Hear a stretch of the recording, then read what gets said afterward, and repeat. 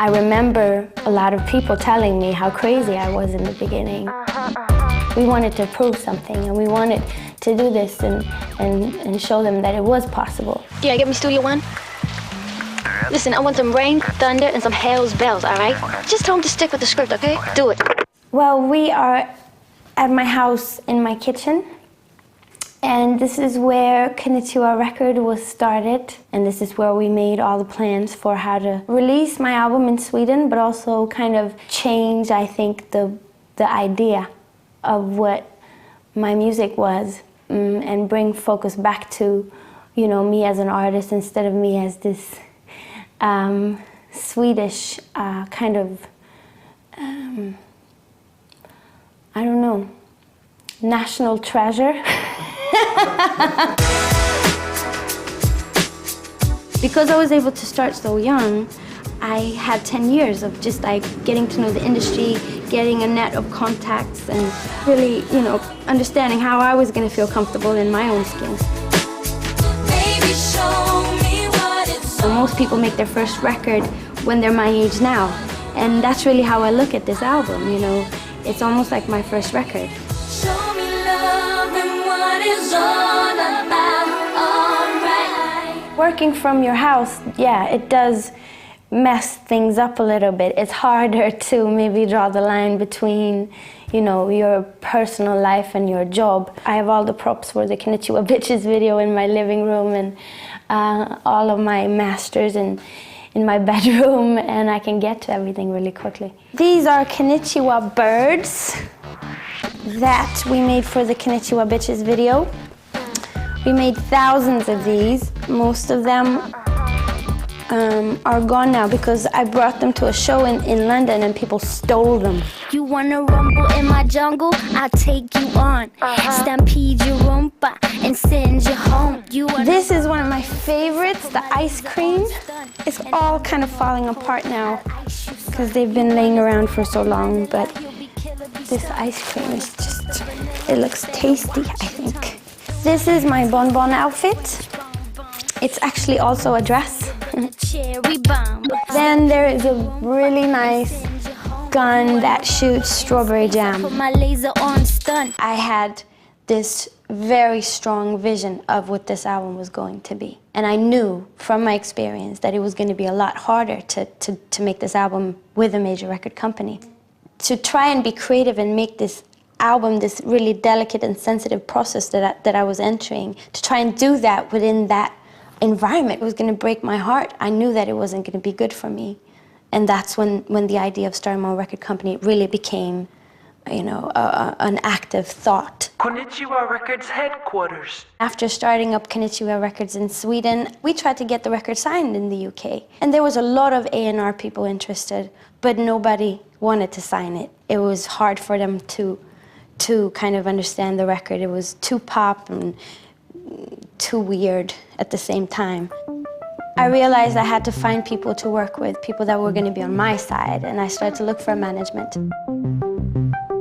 When I first came over to London to meet Def, I met with Eric and Ryan at DEF, and we sat down in Queen's Park and we discussed, you know, what this record was and how they saw it and what I felt was important.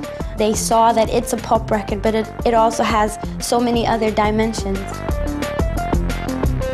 It is a pop record, and that's a lot of times why, you know, it's misunderstood, because people have this conception about pop music just being one thing. Working in the major industry was very hard for me. I never found my place. It was just always fighting for certain things. Like, I wanted to do pop music, but I wanted to do it in a very special way. And there's usually just one kind of stereotype solution for all artists in the major world. We decided to start up a Kitcha Records here in the UK. So me and Def started Kitcha Records and started to release singles from this album ourselves. Konnichiwa, bitches from Beijing to Saigon. We started very, very low budget, and, you know, through MySpace and through my websites and through me starting to do shows here in London, and it slowly grew.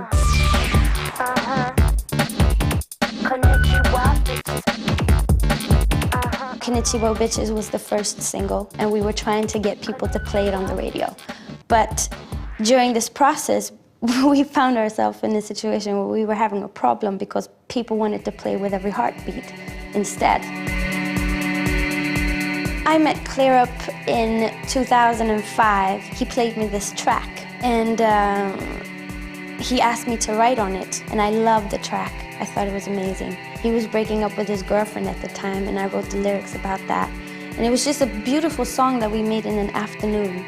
We felt wonderful about it, but it became a different type of pop song than what I usually do. Baby, we can make it alright. We could make it better sometime. And all of a sudden, Radio 1 started to play With Every Heartbeat. And it became, you know, a record that everyone started to talk about. DJs like Annie Mac and Pete Tong started to play With Every Heartbeat without us even asking them to. So after a couple of months, we realized that this has to be the second single. And it was an amazing start for that song because you have this natural support from these really important people in radio. Just a little bit better. Pete Tong contacted us and asked if he could remix the song. We managed to get all these wonderful remixes done for it. I think it's the most remixed song ever in history of music. We got like maybe 20 requests a week in the beginning of people just like sending us remixes. And it hurts with every heartbeat. All of these labels that said no in the beginning came back and wanted to sign the album again. And so we found ourselves in a situation where people were starting to make bids on the record and like get the best contract, and we could all of a sudden like demand things out of this contract that we couldn't in the beginning. It hurts with every heartbeat. It hurts. Konnichiwa Records was able to make a deal with Island Records where we are still, me and Def, as Konnichiwa Records, are still in control of the whole creative process, and all the decisions go through us. It hurts with every heartbeat. I'm now in a situation where I have the best of both worlds. I can still keep my independence, but also work, you know, with this big major record label, but on my own terms, which is something I'm very happy about. Robyn, welcome to Capital. You're doing a gig at the Scala tonight. Yes. What can people look forward to at the Scala tonight if they're lucky enough to have tickets? It is my band, who is just amazing. I'm really happy to be on tour with them. I have 2 drummers. Yeah. And, you know, there's a lot of energy on stage. I mean, it's the biggest show I've ever done in London, so I'm really excited.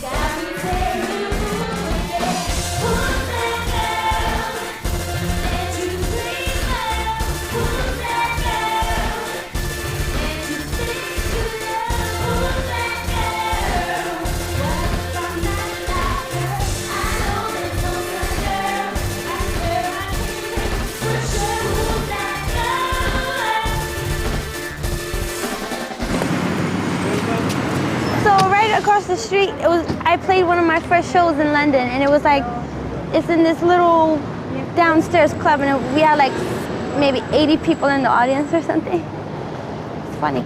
I played in London for about 9 months before the record started doing well on radio, or before With Every Heartbeat did so well. So we started with like 50 people in the crowd, and then 100, and then 150, and like really building it slowly. And that was one of the first places I played. When I make a song, I mean, I think that there's always something I'm looking for, and that can be found in new music, but it can also be found in old music that I listened to, you know, as a kid. I grew up on pop music in the 80s, and my parents were into, you know, a lot of the big artists like David Bowie and Talking Heads and Peter Gabriel and Kate Bush. Even though they were into theater, I think, you know, they always had a big interest for music. There was electronic music and modern music, but there was also a lot of great pop music in my home.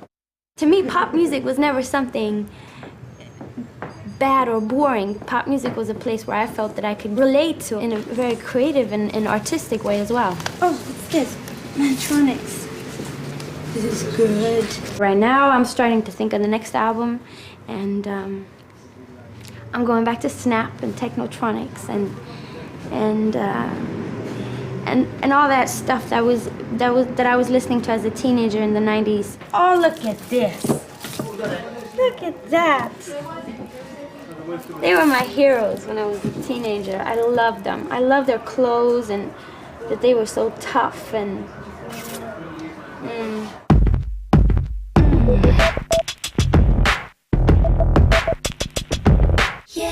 I want to look tough.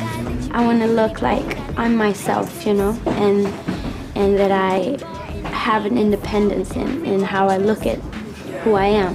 I love Dr. Martens and, you know, all of those things like bomber jackets and all of that stuff that I grew up with. All of those things I used to wear as a teenager. It makes me feel like I'm cool. It makes me feel like I'm outside looking in and I know something that other people don't, you know? Style is really important to what I do, and to me, it's not about fashion. It's about what I communicate with what I'm wearing. All right. The video for Handle Me is an extreme video. It has a very kind of fashion-y, you know, focus. It focuses on clothes and on makeup and on me.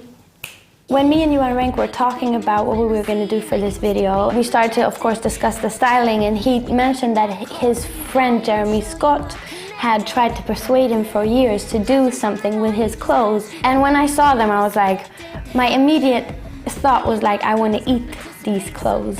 They look like candy, you know? And my second thought was, wow, will I really be able to pull this off? What became very apparent is that, it's why the video works. Also, she's such a fucking brilliant performer. I don't think I have one frame of bad material from the shoot.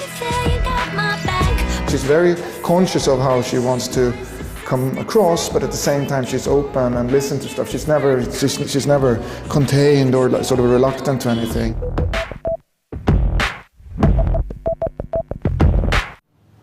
Well, to start your own company is a lot of work, and it's not something you can do with your kind of eyes on the results all the time. You have to be very present in the moment and find your way through it and make sure you work with the right people and take it step by step, basically. So it's a very kind of complicated process, and you have to be ready to really invest time if you want to start your own record company. But I think it's worth it. I think it's the best thing I've ever done.